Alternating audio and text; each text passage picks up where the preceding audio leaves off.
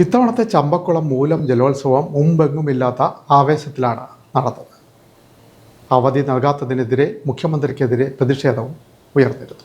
ചമ്പക്കുളം മൂലം വള്ളംകളിക്ക് മുൻപെങ്ങുമില്ലാത്ത ആവേശമായിരുന്നു ഇത്തവണ.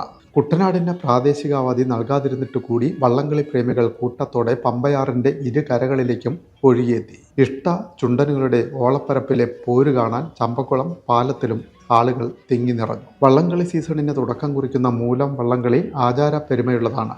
എന്നാൽ നെഹ്റു ട്രോഫി വള്ളംകളി കാണാൻ വരുന്നത് പോലെ അത്രയധികം ആളുകൾ മൂലം വള്ളംകളി കാണാൻ എത്തിയിരുന്നില്ല ഇത്തവണ. പക്ഷേ കഥ മാറി. അതിരാവിലെ തന്നെ ഇതര ജില്ലകളിൽ നിന്ന് പോലും ആളുകൾ കൂട്ടത്തോടെ ചമ്പക്കുളത്തേക്ക് ഒഴുകി. വള്ളംകളി ദിവസമായ തിങ്കളാഴ്ച കുട്ടനാടിന് പ്രാദേശിക അവധി നൽകണമെന്ന ആവശ്യവുമായി ബന്ധപ്പെട്ട വിവാദം കേരളത്തിൽ ഏറെ ചർച്ചയായിരുന്നു. കുട്ടനാട് എംഎൽഎ റെജി ചെറിയാനാണ് നിയമസഭയിൽ കുട്ടനാടിന് അവധി വേണമെന്ന് ആവശ്യപ്പെട്ടത്. ഇതുമായി ബന്ധപ്പെട്ട മുഖ്യമന്ത്രി സഭയിൽ ഔദ്യോഗികമായും അല്ലാതെയും പറഞ്ഞ വാക്കുകൾ വിവാദമായിരുന്നു. ഇതുമൂലം വള്ളംകളിക്ക് കൂടുതൽ പ്രചാരം ലഭിച്ചതായാണ് ആളുകൾ കൂടാൻ കാരണമെന്ന് കരുതുന്നു. അവധി നൽകാത്തതിൽ പ്രതിഷേധിച്ച് മുഖ്യമന്ത്രിക്കെതിരെ ചമ്പക്കുളത്ത് വള്ളംകളി ദിവസം ഫ്ലെക്സും ഉയർന്നു. അടുത്ത തവണയെങ്കിലും അവധി ആവശ്യം പരിഗണിക്കുമെന്ന പ്രതീക്ഷയിലാണ് നാട്ടുകാർ.